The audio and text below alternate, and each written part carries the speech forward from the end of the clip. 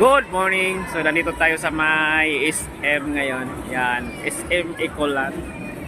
So, ito yung display nila sa about sa Christmas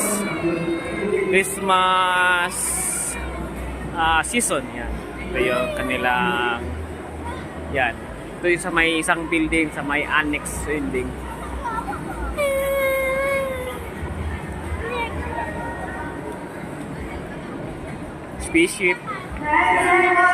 Spaceship ilang kuan karon motive.